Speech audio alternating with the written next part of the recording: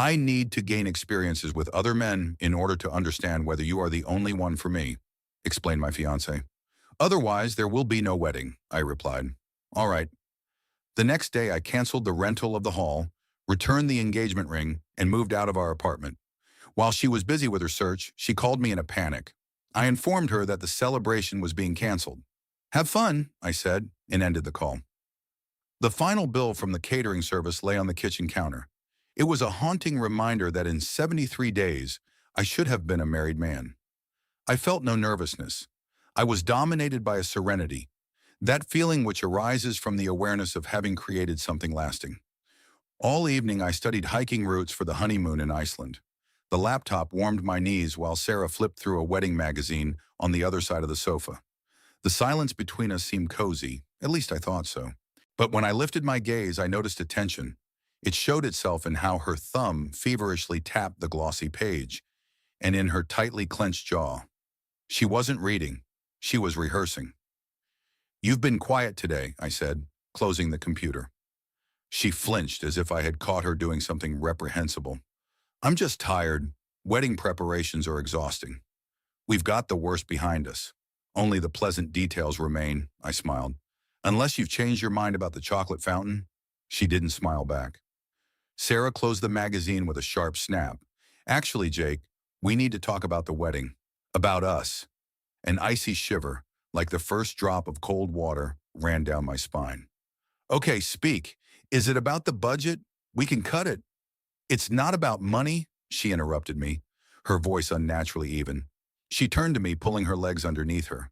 Her facial expression was a strange mix of determination and pity, which made my stomach cramp. It concerns the fundamentals. The fundamentals? I repeated, trying to find meaning in that word. The foundation is that we love each other and want to spend our lives together. That's a pretty solid foundation, Sarah. But how can we know for sure, she cried, throwing her hands up. How am I supposed to know? Know what exactly? That you're the only one for me? She spoke it as if it were a term from a textbook.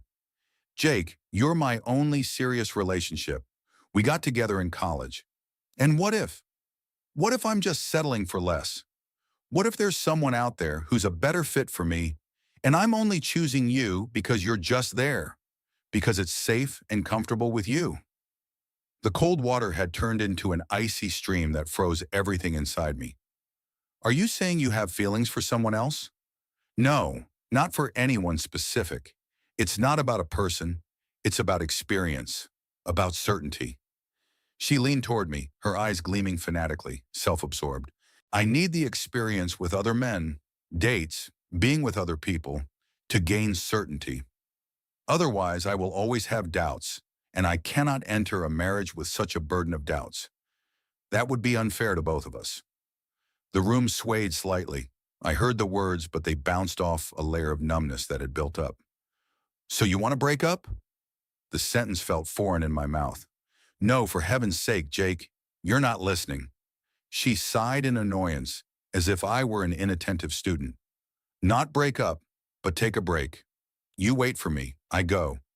Gather my experiences, live a little for myself, and if, after all that is out there, I choose you again, then I'll know it's real.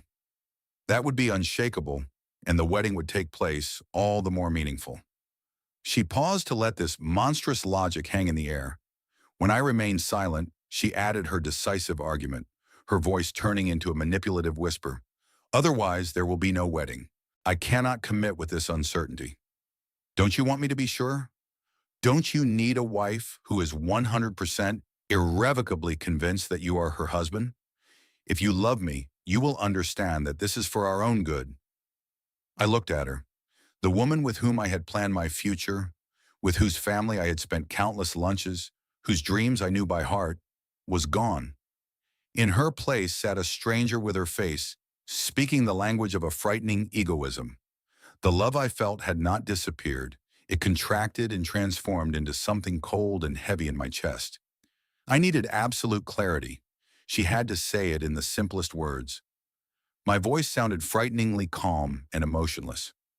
Let me make sure I've understood everything correctly. You are officially asking me, your fiancé, to put my life, my heart, and my dignity on hold indefinitely. while you, my bride, sleep with other men. This field study is to determine whether my value is high enough to ultimately earn the prize of your role as a husband. Is that your offer? Her face reddened with anger. You're twisting everything. You're making it sound cheap and pragmatic. It's about emotional and experiential verification. It's about knowledge. The question remains the same, Sarah. Is that what you're asking me for? She crossed her arms over her chest, and her features hardened into defiance. Yes, that's what I need for us. For a long moment, only the hum of the refrigerator from the kitchen could be heard. I looked at the woman on the sofa, the engagement ring sparkling on her finger, a ring I had saved 4 months for. I saw the absolute conviction in her eyes, the complete absence of awareness that she had just detonated an atomic bomb at the center of our shared life. She genuinely believed this was a reasonable and even courageous request.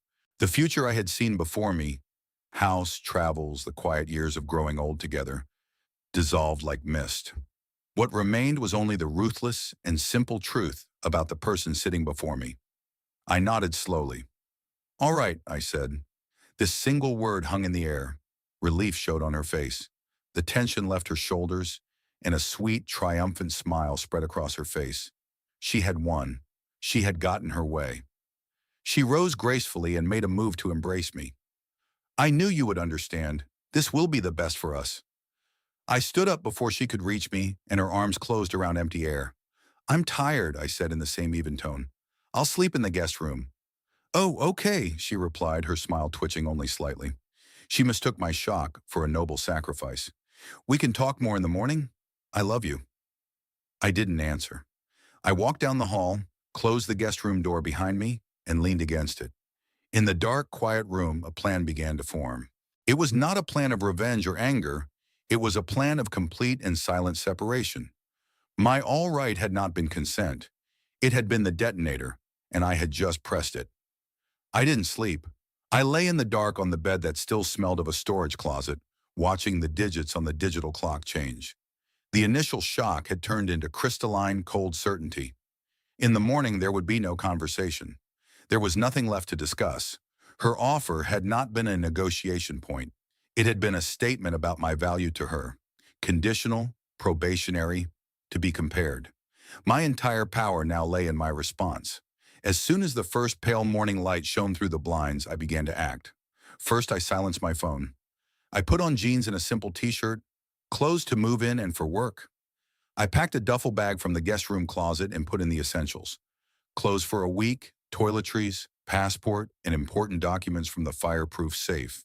I took only what belonged to me alone, or held no memories of her. The sweater she had bought me for our first Christmas remained in the drawer. The poetry book with her tender inscription remained on the shelf. I acted with a methodical silence that felt simultaneously strange and right. It was not a hasty escape. It was a strategic retreat. I made my first call at 8 in the morning, as soon as the wedding agency's office opened. I stood in the empty kitchen, where the final bill from the caterer still lay on the table like a mockery. Yes, good morning, I said politely and matter-of-factly. This is Jake Wilson. I booked a wedding for September 15th. I need to cancel it immediately. The coordinator on the other end, a woman named Diane, who had once been happy about our love story, made a sympathetic sound. Oh, I'm sorry to hear that. Is everything all right? Would you like to discuss rescheduling the date? No, a complete cancellation. A death in the family. The lie sounded smooth and cold. I understand. The deposit is forfeited. That doesn't matter. Please send me the official confirmation of cancellation and the final invoice by email. Of course, Mr. Wilson. I'm very sorry for your loss. Thank you. I hung up. One by one, I dismantled the future we had built. Catering, photographer, music group. Each call was like the previous one. Polite, firm, final. I always gave the same invented family tragedy. I accepted all financial losses without argument. The money was just a number on a screen, while my freedom from the shameful spectacle was priceless. The final step was returning the ring. Early in the morning, I went to the jeweler in the quiet part of town. The same man who had helped me choose the piece 2 years ago looked at me with deep compassion. His eyes, which had once shone with joy for me, now expressed only pity as I placed the velvet box on the glass counter. I informed him that I had to return the ring. He asked if everything was all right with me. I replied that the engagement was dissolved and asked about the return conditions. The master handled the paperwork with an infinitely serious expression. When he handed me the check, which confirmed the refund of only part of the money spent onto my card, he said that I would surely find the right person.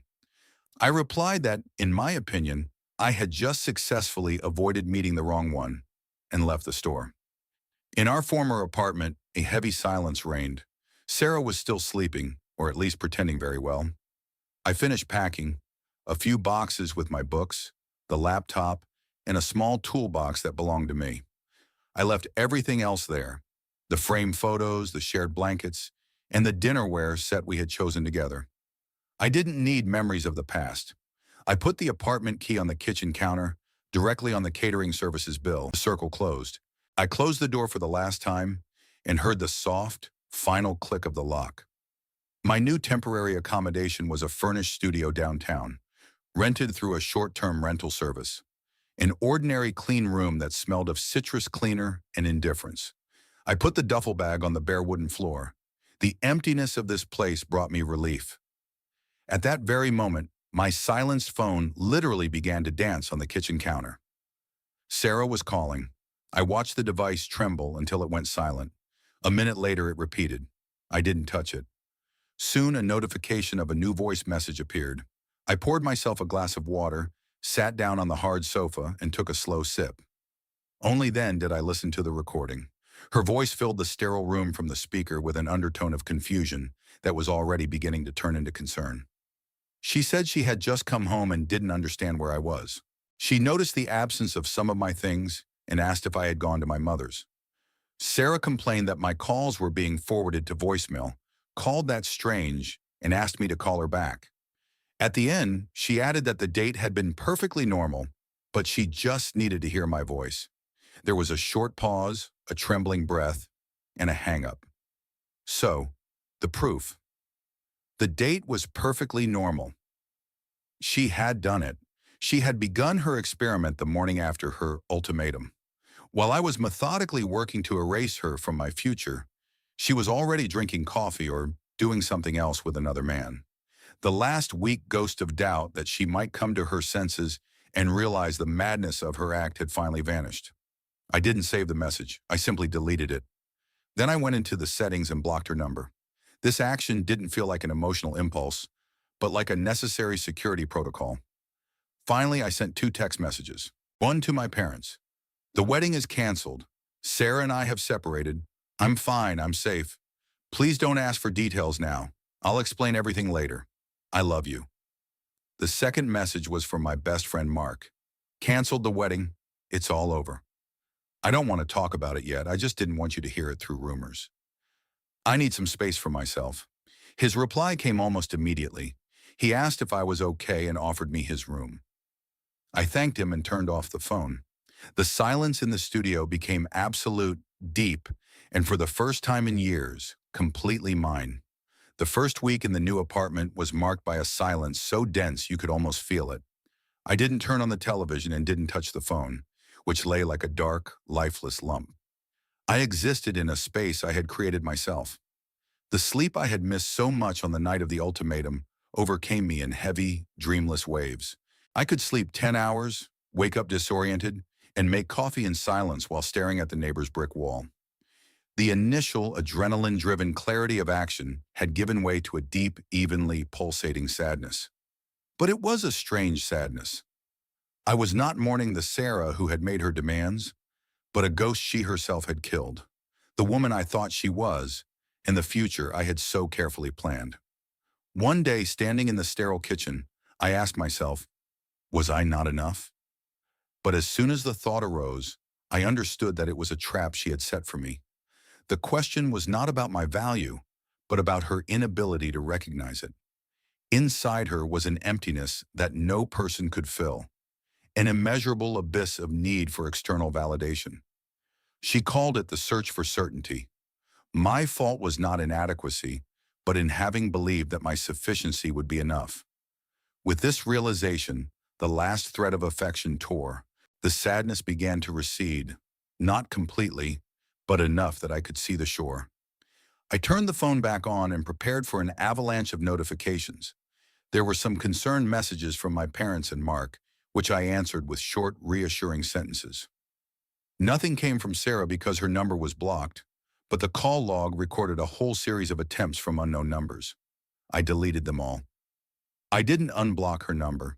Not yet. Instead, I began to fill the silence with new sounds. I found a running path along the river. At first, my lungs burned and my legs protested the unfamiliar strain, but I kept going. The rhythm of my steps on the pavement and the sound of my own breathing became a form of meditation for me. I wasn't running away from my problems. I was moving toward the version of myself I had long neglected. I reconnected with Mark. We didn't meet to complain, but to have a beer and watch a baseball game. He didn't press for details, just patted me on the shoulder and remarked that I looked much lighter.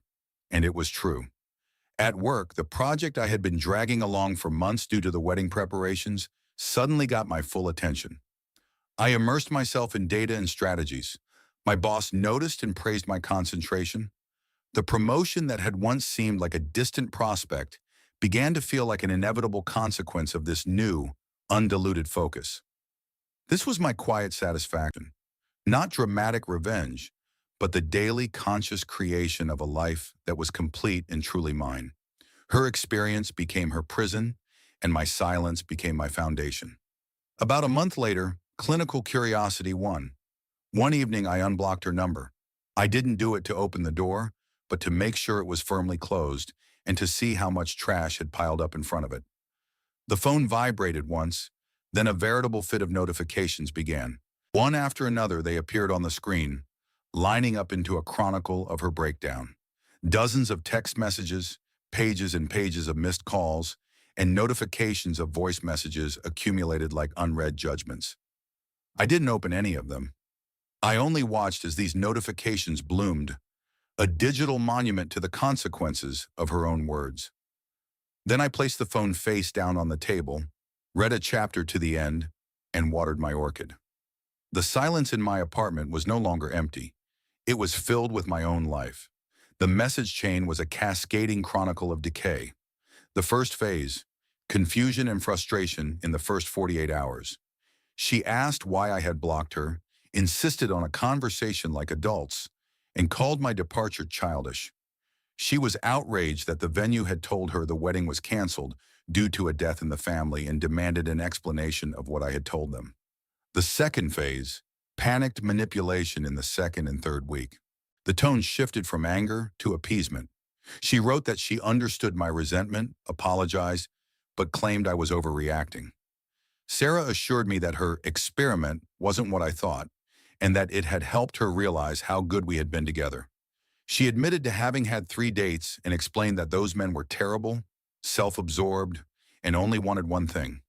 She claimed she now knew for sure that I was the only one for her and begged me for an answer, lamenting the emptiness in our apartment. The third phase, desperation in the fourth week. The messages became longer and more incoherent, often coming late at night. She wrote that she had told her parents about our fight and my need for space. She claimed to be defending me to them and asked for a chance to make things right. Sarah remembered how I had made her tea in stressful moments and said that no one else knew her so well. She explained that she was stopping her experiment, choosing me, and was 100% certain. She even offered to resume the wedding preparations and postpone the date, and begged me to say something because she was afraid and needed me. I read all of this with detached interest. It's the classic tactic of luring an ex-partner back into the destructive relationship. The subtext of every message was crystal clear. Her experiment had delivered unsatisfactory results, and now I was supposed to return to my post as her main provider of comfort. I was about to close the app when the phone buzzed in my hand.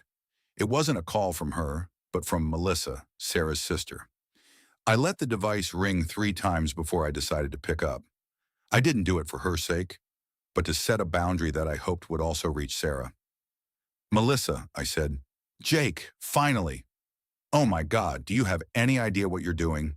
Her voice burst into the receiver with a sharp, accusing stream without any greeting. "Sarah is doing terribly. She's devastated. She can't eat or sleep. What you're doing is really cruel. I paused to let her finish. Is there a specific reason you're calling? The reason is that it's time for you to end this ridiculous silence and act like a man, she screamed. She made a mistake. So what? It's just a small human mistake. But you're destroying your whole future because of a trivial argument. You're destroying everything. There was no argument, Melissa, I said in a calm, quiet voice. She gave an ultimatum. I accepted it. The wedding is not happening. My decision is final. Ultimatum? She said she just needed some certainty, a little space to understand everything. You're twisting everything because your pride is hurt. For heaven's sake, she loves you.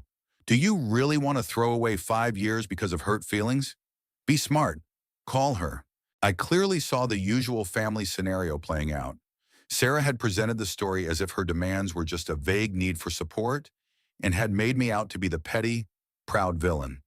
And I am being smart, I replied. In this context, the sentence took on a new meaning. I am leaving a situation where my loyalty was treated like a temporary membership.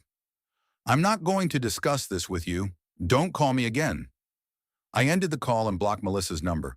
This action felt clean, almost surgical. The messages from Sarah's number poured in with renewed force. They were no longer coherent paragraphs, but fragments of sentences. Did my sister call you? Please don't listen to her. Jake, answer me. I'm sorry. I'll do anything you want. Then a silence ensued. 2 days of nothing. The silence was tense like the air before a lightning strike. It ended on a Tuesday at 2:17 in the morning. My phone, which was on silent, lit up due to the familiar number. The call went to voicemail. A minute later came the notification. I decided to listen to this recording. I needed to know the end of the story. Her voice sounded hoarse and poisonous. All the feigned sadness and manipulative tenderness were gone. Her true nature emerged, full of anger. You arrogant bastard, she spat. I could almost see her face, red with rage in the apartment we had once shared. Do you think you're too good for me now? Do you think you've won some moral victory? You were lucky to have me. I tried to make us stronger, and you just gave up. You're a coward. You couldn't handle a strong woman who knows what she wants.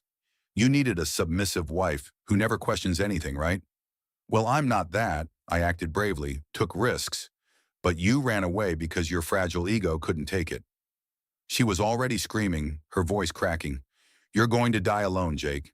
Do you hear me? Completely alone. I'll be fine. I have options. You were always the safe choice, and safe is boring. I hope you enjoy your bleak, self-righteous little life. I'm done with you. I'm done. A heavy breath and the recording ended. In the darkness of my apartment, I felt nothing but deep, final clarity. The mask hadn't just slipped. It had been thrown powerfully against the wall and shattered into 1,000 pieces. That was the true outcome of her experiment. Not certainty, but corrosive resentment. She wasn't angry because she missed me. It drove her crazy that I was no longer willing to be her insurance, her guinea pig. I had taken away her safe and boring option, thereby opening up a frightening freedom for her. She hated me for it. I didn't save this message to torment myself, but as a bookmark on the last page of this chapter. The next morning, I blocked her number forever. Going to a gallery opening was Mark's suggestion. His girlfriend Chloe was a talented ceramicist. There will be wine, strange crackers, and people pretending to understand abstract art, he said. It's a perfect evening with no obligations. You've been living like a hermit for too long. He was right. I put on a simple dark blue shirt. No tie, just clothes I felt comfortable in. My heart felt light. The gallery was in a former warehouse. White walls, concrete floors, and the low hum of the crowd. I strolled around with a glass of acceptable Cabernet, looking at the exhibits without having to explain why I liked them. At that very moment, I saw her. Sarah was standing in front of a huge canvas covered in splashes of paint. She was looking at it, but she saw nothing. Next to her stood a friend I vaguely recognized. Sarah seemed somehow faded. That vibrant, demanding energy that had always been in her had gone out. Her shoulders were slightly slumped, and even from a distance one could read a tired tension in the corners of her eyes. Life experience had not filled her, but rather worn her down. Our eyes met. Her eyes widened with immediate recognition, followed by confusion, hope, and panic. She whispered something to her friend, who then looked at me judgmentally. Sarah straightened her dress and walked toward me. Avoiding her without making a scene was impossible, and I didn't want to run away anyway. My serenity was now always with me. She stopped a few steps away and scrutinized me attentively. I knew what she saw, a confident person with a relaxed face and a clear gaze. I had built up some muscle from running, and the barely perceptible stress line between my eyebrows had disappeared. I looked like everything was fine with me. "Hello," she said. Her mood sounded softer than I remembered. "Wow, you look good." "Hello, Sarah," I replied in a polite, neutral tone, like speaking to a former colleague you haven't seen in a long time. She flinched at this coldness and took a half step toward me. "Can we talk for a minute? I've done a lot of thinking. Actually, I even went to a psychologist." She said this as if showing a diploma for the work done. I didn't move. "Of course." She took a hasty breath, and the words poured out like a rehearsed stream. I was an idiot. What I asked for was monstrous. I understand that now. I was scared and insecure, and I showed it in the most poisonous way possible. I treated you like an option, but you were never an option. You were my choice. I just didn't know how to recognize that. I listened with an expressionless face. She was saying the right things, words I would once have sold my soul for. Now they were just noises. "That's okay," I said when she paused. "You don't need to explain yourself." Her face lit up with fragile, desperate hope. She mistook my lack of anger for forgiveness. "So you forgive me?" At that very moment, I gave her the last gift, clarity. "There's nothing to forgive, Sarah." I sipped my wine and remained completely calm. "Your request was a gift. It was the most honest thing you ever gave me.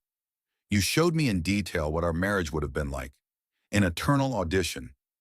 I wasn't asked to be your husband, but to be the winner of a TV show I didn't want to participate in, so I simply dropped out."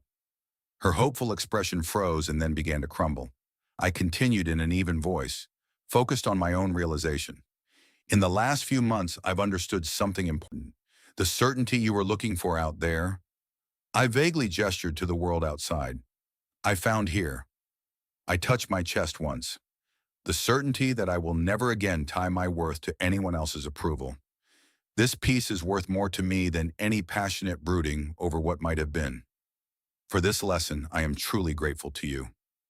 Tears glistened in her eyes, but they were tears of disappointment over a failed plan.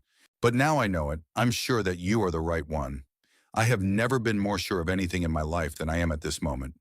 I nodded as if confirming a weather forecast. "I believe you that you are." She blinked, confused by the absence of triumph. "And that doesn't matter," when I finished my thought.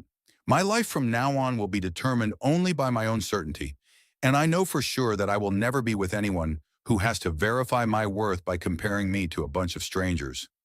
Such a relationship model is beneath my dignity. I hope you find what you're looking for, Sarah. Sincerely." At that moment, the full devastating realization of the situation hit her. She had gained certainty, but stood before a closed door that she herself had locked. She held the key to a room that no longer existed. She opened her mouth, but no sound came out. The friend approached with a concerned expression. I gave them one last polite smile, the smile of a person closing a deal that had long been finished. "Have a pleasant evening." I turned around and went back to Mark and Chloe. Mark raised an eyebrow. "Everything okay?" "Yeah," I replied, and it was the truth. My heart rate hadn't even sped up. "Everything's fine."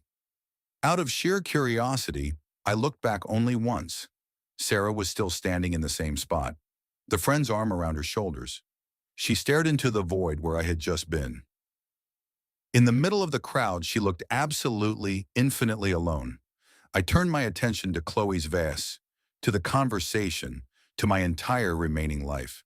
The hum of the gallery turned into a pleasant background noise. The silence I had cultivated and the peace I had found were no longer just around me. They were inside me, and that was unshakable.